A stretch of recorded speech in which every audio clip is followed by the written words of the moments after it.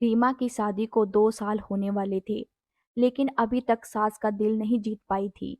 एक सहेली जैसी नंद थी, लेकिन अभी कुछ मंथ पहले उसकी शादी हो गई थी, इसलिए रीमा और अकेली हो गई थी। रीमा हर कोशिश करती अपनी सास के दिल में जगह बना सके, लेकिन वो नाकाम रही। रीमा की सास उसके किसी काम में हाथ नहीं बटाती थी, लेकिन रीमा को अपनी सास से कोई शिकायत नहीं थी, क्योंकि उसका पति अखिलेश उससे बहुत प्यार करता था और हर हाल में उसके साथ था। अभी रीमा किचन में जा रही थी खाने की तैयारी करने, तभी अरे रीमा! रीमा की सास ने रीमा को आवाज लगाई, जल्दी इधर आ। रीमा जल्दी से दौड़ती हुई आई और बोली, क्या हुआ माँ जी? अरे कल मेरी दीदी आ रही है, तेरी मासी सास, 4 धाम की यात्रा पूरी करके। फोन आया है अभी अभी, उनके स्वागत की तैयारी में लग जा, कल सुबह जल्दी आ जाएगी वह। दीदी को मेथी के पराठे बहुत पसंद है, मेथी साफ करके रख देना अभी, और वह कमरा भी जिसमें दीदी रुकेगी उसकी सफाई भी कर दे। दीदी को गंदगी पसंद नहीं है और उसको पूरी तरह से आराम करवाना हमारा काम है। याद रखना रीमा, उनको कोई शिकायत का मौका मत देना। रीमा मन ही मन सोचने लगी, शाम के 7 बज रहे हैं, रात के खाने की तैयारी भी करनी है, कमरा भी साफ करना है, और मेथी साफ करने का फरमान सासू माँ का वो भी पूरा करना है, और सुबह जल्दी भी उठना है। काश कोई उसकी कुछ तो मदद कर दे, पर मदद मांगे किससे? माँ और बेटा मैच देखने बैठ गए, मैच देखते हुए मेथी भी साफ कर सकते हैं, पर नहीं, खुद तो चलकर बोलेंगे नहीं कि कोई काम है तो हमें बता दो। मैं बोलूंगी तो 2 बातें सुनने को मिलेंगी, इससे अच्छा है मैं खुद ही कर लेती हूँ। यह सोचकर रीमा खुद ही सारा काम करने लगी। वैसे भी आज तक उसके पति अखिलेश ने जब भी उसकी किसी काम में मदद करनी चाहिए, तो माँ जी ने जोरू का गुलाम बोलकर उसका मजाक बनाया। इससे अखिलेश ने गुस्सा होकर रीमा के घर के कामों में मदद करना बिल्कुल ही बंद कर दिया। रीमा ने भी फिर कहना बंद कर दिया। उसको शांति से जीना था अखिलेश के साथ, क्योंकि वो नहीं चाहती थी कि घर में हर दिन क्लेश हो और घर का सुकून बर्बाद हो। इसलिए चुप रहने में ही भलाई है। काम करते करते रात हो गई। रीमा थक कर सो गई। सुबह मेन डोर की घंटी से नींद उड़ी, मौसी जी आ गई थी। रीमा की सास अपनी बहन को देखकर बहुत खुश हुई। रीमा और अखिलेश ने मौसी जी के पांव छूकर आशीर्वाद लिया। रीमा चाय नाश्ता बनाने चली गई और अखिलेश मौसी जी के पास ही सुबह का पेपर लेकर बैठ गया। रीमा की सास बोली, दीदी आपको भी शोभा की शादी में ही 4 धाम की यात्रा सूझी, अपनी इकलौती भांजी की शादी में भी आप आ नहीं सकी। नाराज है शोभा आपसे, और मैं भी। मेरी एक ही बेटी और मेरी बहन ही शादी में न आ सकी।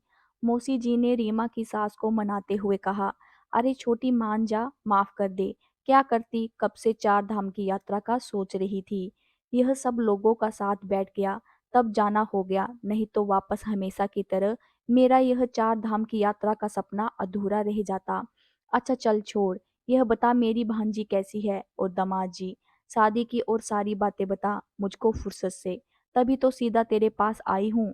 रीमा की सांस की आंखों में बेटी और दामाद का नाम लेते ही चमक सी आ गई और बोलने लगी, क्या बताऊं दीदी, आपको किसी की नजर न लगे मेरी बेटी की किस्मत पर। अरे यहाँ तो लोगों की नजरें भी बहुत तेज हैं, लोग जलते हैं मेरी बेटी की अच्छी किस्मत देख। रीमा की तरफ देखकर बोली, अरे दीदी इतना अच्छा ससुराल मिला है शोभा को, तो उसके तो भाग्य खुल गए, बस आपकी दुआओं का असर है। आप हमेशा बोलती थी उसको कि शोभा बेटा तू तो राज करेगी, ऐसा ससुराल मिले। और देखो दीदी, सच में वो तो राज कर रही है, राज। यह सब बोलते हुए रीमा की सासू माँ फूली नहीं समा रही थी, और दामाद जी तो हीरा है हीरा। शोभा बता रही थी कि उसने अभी तक सुबह की चाय नहीं बनाई इन 7 महीनों में। दामाद जी को सुबह जल्दी उठने की आदत है, सुबह की चाय वही बनाते हैं सबके लिए, और शोभा को उसके कमरे में चाय देकर आते हैं।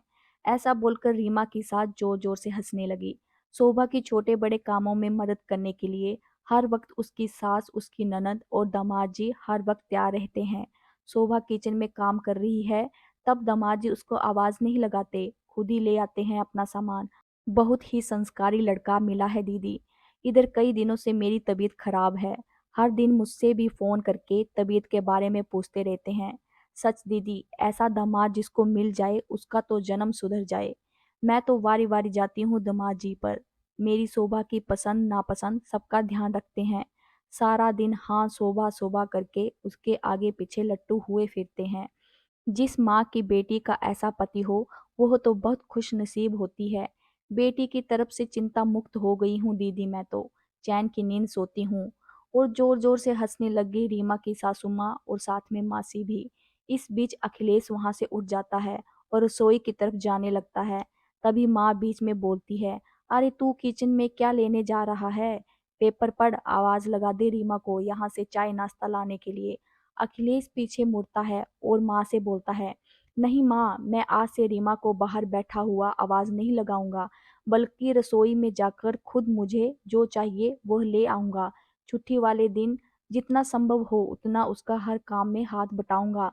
आज मुझको पता चल गया आपकी बातें सुनकर, अगर पति अपनी पत्नी का किसी काम में मदद करे, हाथ बटाए, उसकी पसंद नापसंद के बारे में पूछे, प्यार और इज्जत से बात कर ले, तो वह जोरू का गुलाम नहीं होता, बल्कि ऐसे व्यवहार और प्यार से तो खुद पत्नी अपने पति की शुक्रगुजार हो जाती है। और पत्नी नहीं बल्कि उसका परिवार और उसकी माँ की तो पूरी चिंता दूर हो जाती है। जैसे आपकी चिंता दूर हो गई है शोभा को लेकर।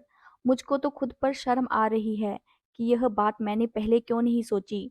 काश रीमा की मम्मी भी आपके जैसे अपने दामाद के बारे में, यानी मेरे बारे में किसी को इतना खुश होकर बोल सकती। पर चलो कोई बात नहीं, जब जागो तब सवेरा। आज से मुझको भी दामाद जी जैसा बनना है माँ।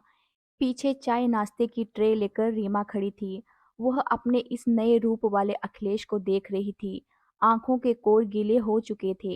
रीमा को अखिलेश ने शरारती मुस्कान से देखा। रीमा को लगा, चार धाम की यात्रा मासी जी ने पूरी की है और फल उसको मिल गया है। आज मौसी जी के लिए रीमा गरम गरम मेथी के पराठे बनाने के लिए खुश होकर किचन में दौड़ गई। पीछे से अखिलेश भी आ गया और उसकी मेथी तोड़ने में मदद करने लगा।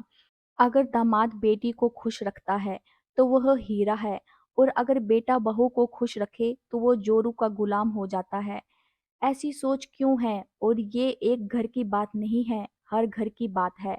इस मानसिकता को बदलने के लिए घर के बेटे को ही पहल करनी पड़ेगी। एक ही घर में बेटे और दामाद के लिए इतनी अलग अलग सोच क्यों? दामाद बेटी को प्यार करे तो बहुत अच्छा, बेटा बहू को प्यार करे तो बेटा गलत क्यों? तो दोस्तों, आपको ये कहानी कैसी लगी? अपनी राय कमेंट में ज़रूर बताएं। और ऐसी ही मज़ेदार कहानियाँ सुनने के लिए हमारे चैनल को लाइक और सब्सक्राइब करना ना भूलें। धन्यवाद।